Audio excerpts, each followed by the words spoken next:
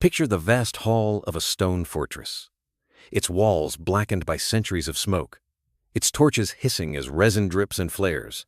The year is 1324, a year when famine still gnaws at the bellies of peasants and the church whispers of omens in every passing storm.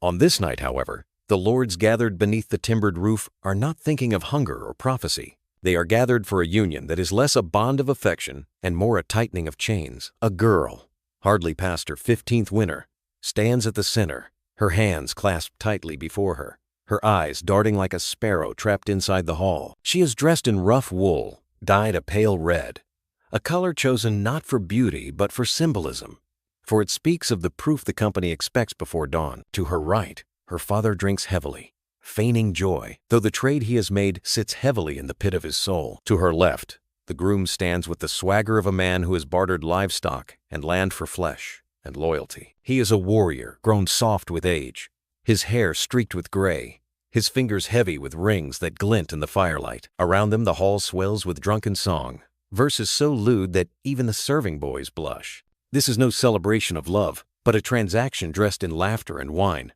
a spectacle where the bride's terror is part of the entertainment. The guests know what is to come. Soon the couple will be ushered to the chamber above, not in privacy but in procession, with jests shouted from the shadows and rough hands guiding them forward. In this age, the bedding of the bride is a ritual, watched, listened for, and later discussed in whispers and jeers. What ought to be a moment of trust is transformed into a performance demanded by the crowd, a cruel reminder that a woman's body is not her own, but a ledger to be signed in blood. The girl knows this, though she dares not speak. Her heart hammers like the drums outside the gates, and the laughter of men swells like thunder, shaking the rafters above her head. The torches crackle, the ale spills, and the night deepens, heavy with the knowledge that her fate is sealed not by love but by power. The chamber above the hall is little more than a box of stone, its walls damp, its narrow window sealed by a shutter that rattles with every gust of night wind. A straw mattress lies upon a wooden frame, covered in linen so coarse it scratches the skin. Yet this room is not prepared for rest, but for proof. For in this century, the sanctity of marriage is measured not by vows spoken at the altar, but by the spectacle that follows. Servants climb the stairs with torches, setting them into iron brackets along the walls, so that no corner of shadow can hide what must be witnessed. Outside the door, the guests gather, cups of ale still in hand, their voices thick with anticipation. Some lean against the beams, others press ears close to the wood, eager to catch the faintest sound that will confirm the ritual is complete. In their minds, there is no cruelty here. Only tradition and ancient custom meant to bind families, ensure heirs, and satisfy the church's demand that flesh be joined as law commands. But to the young bride, whose knees tremble as she steps across the threshold, it is nothing less than a trial by fire. She knows that silence will shame her family, that refusal will dishonor her father, that even tears might be taken as insult to the man who has paid for her. The bed waits like a sacrificial altar, its sheets ready to bear witness more faithfully than any priest. The groom follows close behind, his breath heavy with drink, his step steady despite the weight of years. He smiles, not in kindness, but in victory, for this night is his proof of possession. Down below, the hall falls quiet, songs fading into a hush, as if the entire household leans upward, listening. Even the dogs in the courtyard cease their barking. All awaits the signal that will travel through the beams and into the ears of every soul gathered. The groan of the bed, the muffled cries, the laughter that follows. And in this silence, the girl stands suspended, her fear louder than any voice, her fate sealed by walls that keep secrets only until dawn. To understand the cruelty of this moment, one must look beyond the stone walls of a single manor and into the larger world that shaped it. In these centuries, marriage was less an act of love than a transaction, a ledger marked in fields and livestock, debts and alliances. A daughter was a token of wealth, her body a vessel of inheritance, her fate tied to the prosperity of men who bore her name. And so the ritual that unfolded in chambers like this one was never private. It was political theater, staged for an audience of kin and neighbors. To them, it was reassurance, proof that the bond had been sealed not only by word, but by flesh, that no dispute could later undo what had been witnessed, however faintly, through oak doors and whispered rumor. The church reinforced this practice with sermons that framed union as duty, a sacred necessity ordained by heaven. Priests preached that refusal was sin, that to deny a husband was to defy divine order itself. Yet behind such lofty words lay a darker truth. The bride was stripped of choice, her silence interpreted as consent, her resistance rewritten as shyness, her fear dismissed as maidenly modesty. And once the household had listened, once the rumor had spread through the village lanes, there could be no undoing. The story became stronger than the girl, the sound of footsteps on creaking boards louder than any protest she might have uttered. Even those who pitied her spoke in hushed tones, for to question tradition was to invite suspicion, to stand against both law and custom. Thus, each marriage night became a performance, rehearsed by generations, enforced by superstition, remembered by neighbors long after the linens had been inspected, and the hall filled once more with laughter. And in this way, countless young brides passed into history not as women with names and voices, but as silent participants in a ritual that reduced them to symbols of purity, possession, and proof. When dawn at last broke, it did not bring peace, but scrutiny. The first light crept through the shutter and painted the stone chamber in pale gray, revealing the girl's hollow eyes and the groom's heavy slumber. Yet below, in the hall, the guests were already stirring, their tongues sharpened by drink and anticipation. Servants hurried to fetch bread and watered ale. But their true task was not to feed the household, it was to carry whispers from the chamber. Did they hear the bed groan? Did the groom laugh? Did the bride weep? Each fragment of rumor became a thread, woven into a story that would travel faster than the morning sun itself. Soon, the linen was carried forth, as custom demanded, a relic lifted for inspection. Stains upon the cloth were treated as sacred text, proof that the union had been consummated, that the groom's claim was legitimate, that heirs could one day be born without dispute. Some cheered, others jeered, and all took part in the theater, as though it were a feast in itself. But beneath the laughter lingered danger, for if the cloth showed nothing, if silence or doubt replaced proof, the consequences could be dire. The bride might be accused of betrayal, her family shamed, her very life placed at risk of annulment or worse. It mattered little whether she had spoken or resisted. The fabric became her judge, the gossip her jury. And so, as the fire in the hearth was stoked anew and the lord of the manor raised his cup to the crowd, the young girl remained trapped within a story she could not rewrite. Outside, peasants in the village already spoke her fate, their words tumbling from mouth to mouth like coins changing hands. By noon, her name would be bound forever to the events of that night, her body reduced to evidence, her fear translated into legend. In this world, a woman's silence was never her own. It was a script recited by others, a tale performed again and again until her true voice was lost beneath the roar of custom. By the time the sun hung high above the thatched roofs, the story of the night had already become a form of entertainment, a tale carried across fields and market stalls. Children overheard fragments from their parents and repeated them as crude rhymes, while men at the alehouse raised their mugs and laughed at details that may or may not have ever occurred. The wedding night was no longer a private ordeal, but a performance replayed endlessly in the mouths of neighbors, reshaped with every retelling. A stumble on the stair became a sign of eagerness, a muffled cry transformed into a bawdy punchline, a silence exaggerated into scandal.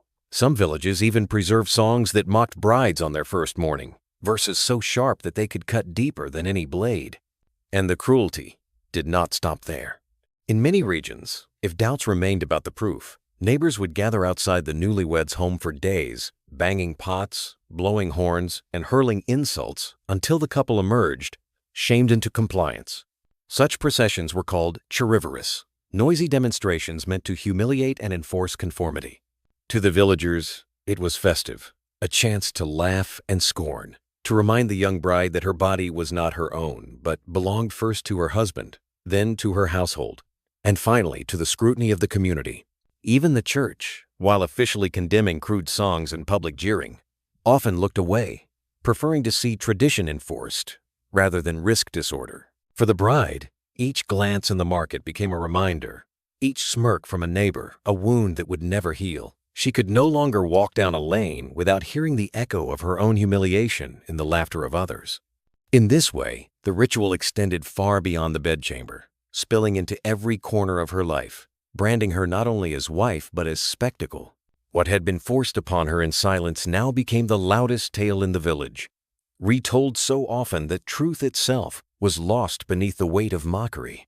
For the bride herself, the aftermath was not measured in songs or stains, but in the silence that followed her wherever she went.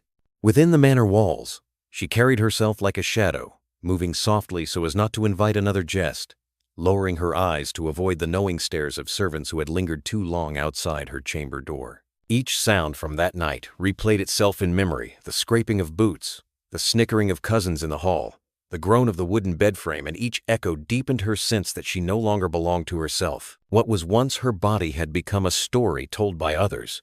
What was once her fear had become their laughter. Even the husband, satisfied with proof, regarded her less as companion than as property secured, an asset acquired through bargain and ritual. She was praised for obedience, for silence, for the very absence of voice that had condemned her to this fate. Yet inside, a hollowness grew, a quiet rebellion without words. She learned to mask her grief beneath the duties of the household, to smile when spoken to bow when commanded, while inwardly her thoughts drifted far from the stone walls that confined her. Some brides found ways to retreat into prayer, seeking solace in hymns whispered beneath their breath. Others hardened, accepting cruelty as the order of things, repeating it when their own daughters came of age. But for many, the first night marked an end rather than a beginning, the death of childhood, the burial of hope, the slow fading of self beneath the weight of expectation. Even years later, with children at her breast and fields under her care, the memory would not fade. It would return in dreams, in fragments, in the flicker of firelight on the wall, reminding her that she had once been paraded as proof, reduced to cloth and rumor. And though no one spoke of her suffering aloud, she carried it within her as surely as any scar, invisible to the world yet impossible to escape. What makes these rituals all the more chilling is that they were not isolated to one valley or one forgotten hamlet. They spread across Europe, from the misty villages of France to the market towns of England, from the frozen fields of Scandinavia to the vineyards of Italy. Each region gave the practice its own flavor, yet the essence remained the same. The bride was placed on display, her most private moment made into public evidence. In some towns of Brittany, the bridal chamber was left deliberately unlocked so that neighbors could burst in and bear witness. In German lands, guilds of bachelors gathered outside the door, their laughter rising with every creak of the bed frame. In parts of Italy, young men staged mock trials the morning after, parading a sheet through the streets like a banner of victory or shame. Even in aristocratic halls, where velvet curtains softened the stone walls, the weight of proof still hung heavy. Failure could spark annulments, inheritance disputes, or whispered accusations of witchcraft. The common thread was always the same. Women were stripped not only of privacy but of ownership of their own stories.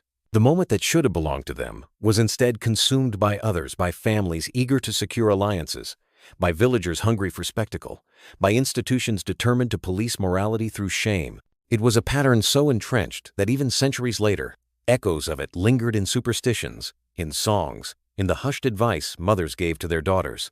The wedding night was not seen as a union of love, but as a test, a performance staged for the satisfaction of everyone except the two people involved. And though times have changed, the shadows of those customs remain, reminding us how deeply rooted the hunger for control and spectacle has always been in human society. And so we are left with a question that echoes across the centuries. What does it mean when a community turns intimacy into spectacle? When proof becomes more important than choice? When a bride's silence is mistaken for consent? For those who lived through it, the answer was written not in chronicles, but in scars, emotional, social, and sometimes physical, that shaped entire generations of women. The practice of public proof may have faded from law, but its shadow lingers in subtler forms. In the gossip that still judges women more harshly than men, in the rituals that prize purity over autonomy, in the customs that place reputation above humanity. What happened in stone chambers and timber cottages was not merely a quirk of medieval superstition. It was a reflection of a truth that societies have carried for far too long, that control of the body can be disguised as morality, that humiliation can be justified as tradition, that silence can be mistaken for virtue. To look back at these marriage nights is not to gaze at some alien world, but to glimpse the roots of structures that still shape us today. And perhaps that is the true unease in these stories. They are not only about frightened girls centuries ago, but about how easily cruelty hides behind ceremony, how thin the line is between custom and violence, and how much of the past still breathes in the present. The chambers may be empty now, the villagers long gone, but the echoes remain whispering through the cracks of history, asking whether we have truly left such rituals behind or whether we still carry their shadow in ways we barely notice.